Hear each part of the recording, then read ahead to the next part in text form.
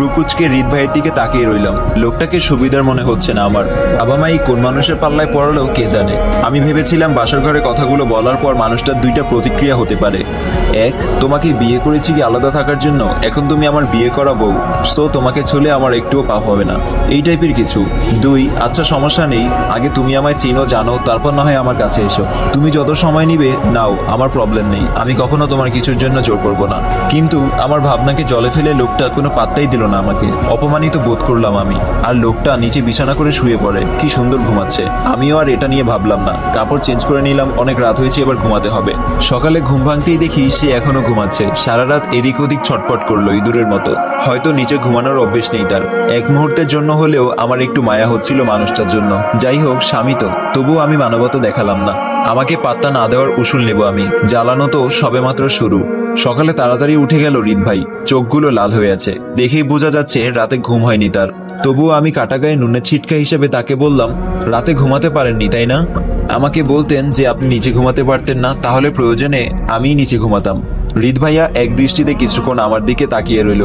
বুঝেই যাচ্ছে আমার কথায় খুব বিরক্ত বোধ করলো সে। এরপর নীরবতা ভেঙে বলল, জুতা মেরে গুরুদান করতে ভালোই পারো দেখছি। এরপর লোকটা আর কিছু না বলে ওয়াশরুমে চলে গেল। লোকটা আসলেই সুবিধার নয়, যতটা সহজ সরল ভেবেছিলাম তার চেয়ে দ্বিগুণ ঘাটতে আসে। ভালোই হয়েছে, নিরামিষ হলে জ্বালিয়ে মজা পেতাম না। একটু পর মা আসলো রুমে। দরজায় নক করতেই দরজা খুলে দিলাম আমি। মা রুমে এসেই আগে আমার উনি মানে হৃদ ভাইকে খুঁজছে। দেখে মনে হচ্ছে এখন আমি না, উনিই তার আপন। আমি মায়ের দিকে চেয়ে বললাম, উনি ওয়াশরুমে গেছে ফ্রেশ হতে। মা আমার হাত ধরে নিয়ে খাটের উপর বসালো। এরপর বলল, হৃদের সাথে কথা হয়েছে তোর? আমি কিছু বলতে গিয়েও থেমে গেলাম। এরপর বললাম, হয়েছে, তবে মানুষটা এত সুবিধার না, কেমন গম্ভীর প্রকৃতির, ভাব বেশি মনে হয়। মা বলল, ডাক্তাররা এমনই হয়, আস্তে আস্তে সব বুঝে যাবি। এখন সে বের হলে ওকে নিয়ে নাস্তা করতে আয়। দুপুরে খাওয়া শেষে আমাকে নিয়ে রওনা দিল আমার শ্বশুরবাড়ির উদ্দেশ্যে। দুইটা গাড়ি, প্রথমটাতে মামা মামি আর ড্রাইভার, আর দ্বিতীয় গাড়িতে আমি, সে আর তার দুই বন্ধু। ভাইয়ার দুই বন্ধু সামনে বসলো, একজন গাড়ি চালাচ্ছে, আরেকজন পাশে, আর আমি আর হৃদ ভাইয়া বসলাম পেছনের সিটে। বাবা মা আমার সাথে যাচ্ছে না, তারা কলেজ খোলার আগের দিন গিয়ে আমায় নিয়ে আসবে।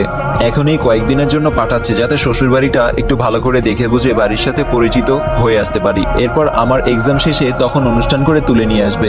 গ্রীষ্মের সময় কাটাতে শ্বশুরবাড়িতে পাঠাচ্ছে আমাকে। অদ্ভুত না বিষয়টা? আজ আমার খুব খারাপ লাগছে। বিষয়টা এমনও না যে একেবারে শ্বশুরবাড়ি চলে যাচ্ছি, বরং 10 থেকে 12 দিন পর আবার কুমিল্লায় ব্যাক করব বাবা মায়ের কাছে। এরপর এক্সাম পর্যন্ত যত মাস সময় লাগে তা বাবা মায়ের সাথেই থাকবো। তবুও কেন যেন মনে হচ্ছে আমি আমার বাবা মাকে ছেড়ে অনেক দূরে সরে যাচ্ছি। বাবা মায়ের সাথে আমার অনেক দূরত্ব বেড়ে যাচ্ছে। এই তো আর কয়েকটা মাস, বাবা মায়ের থেকে সত্যি অনেক দূরে হারিয়ে যাব। আমার বিয়ে হয়ে গেছে এটা ভাবতেই বুকটা কেমন যেন করছে। আসিফের কথা মনে পড়তেই অদ্ভুত ভয় কাজ করছে মনে। আমাদের এলাকার চেয়ারম্যানের ছেলে, তাদের একটা গ্যাং আছে, খুব খারাপ তারা। আমাকে কলেজে যাওয়ার পথে প্রায় ডিস্টার্ব করতো সে। এটাও বলেছিল তাকে ছাড়া আর কাউকে বিয়ে করলে আমাকে আর আমার স্বামী দুজনকেই মেরে ফেলবে। তাই হয়তো বাবা হুটহাট এভাবে বিয়েটা দিয়ে দিল। এখন আমার স্বামীর বাড়ি তো অনেক দূর, ঢাকা, কিন্তু বাবা মায়ের জন্য খুব চিন্তা হচ্ছে আমার বাবা মায়ের কিছু হলে আমি বাঁচতে পারবো না। এসব ভাবতে ভাবতে কখন যে অশ্রু গড়িয়ে পড়লো তা বুঝতেই পারিনি। এই রাফি, কয়েকটা টিস্যু পেপার দিত, না হলে এক্ষুনি তোদের ভাবি গাড়িটাকে অথই জলে ভাসিয়ে দিবে। হৃদ ভাই কথাটা বলতেই তার দুই বন্ধু হাসা শুরু করলো।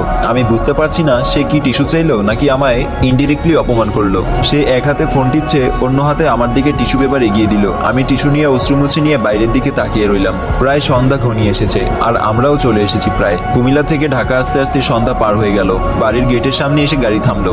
দেখি বাড়িটা কৃত্রিম আলোয় জ্বলছে। দারোয়ান গেট খুলে দিলে গাড়ি একটা একটা করে বাড়ির ভেতরে ঢুকে গেল। গাড়ি পার্কিং করে দেখি বাড়ির সদর দরজার সামনে কতগুলো মেয়ে ফুল হাতে দাঁড়িয়ে আছে। মামি আমাকে ধরে ভেতরে নিয়ে যাওয়ার সময় মেয়েগুলো ফুল ছিটাতে লাগলো। ফ্রেশ হয়ে প্রতিবেশীদের সাথে পরিচিত হলে সবাই একে একে চলে গেল। আমি চুপচাপ বসে আছি ড্রয়িং রুমে। অনেক আগে এসেছিলাম এই বাড়িতে, ঠিকভাবে মনেও নেই। আর আগে থেকে এখন বাড়ির চেহারাও বদলে গেছে।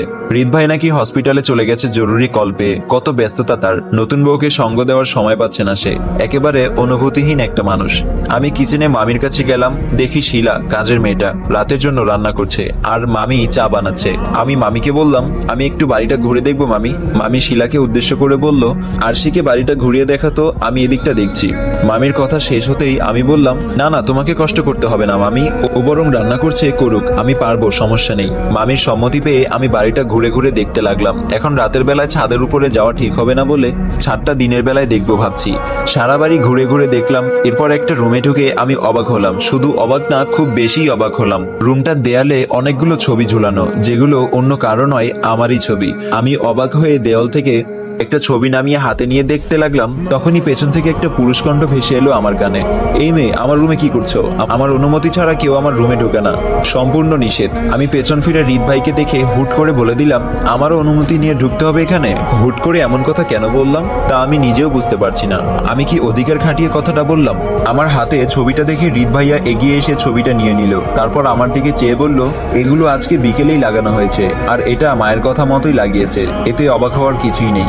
আর আমার রুমের সবকিছুই আমার ব্যক্তিগত, আর আমার ব্যক্তিগত জিনিসে কারো হাত লাগাটা আমার পছন্দ না। এই বলেই তিনি ছবিটার উপরে হাত বুলিয়ে প্রথমে যেখানে ছিল ওখানে লাগিয়ে দিয়ে রুম থেকে বেরিয়ে গেল। আমি অবাক হয়ে তাকিয়ে রইলাম তার দিকে। তবে সে একটা কথা মিথ্যা বলেছে, তা আমার কাছে পরিষ্কার। আর তা হলো, ছবিগুলো আজকে লাগানো হয়নি, কারণ আমি যখন ছবিটার উপরে হাত বুলিয়েছিলাম তখন ছবিটাতে বালির উপস্থিতি টের পেয়েছিলাম।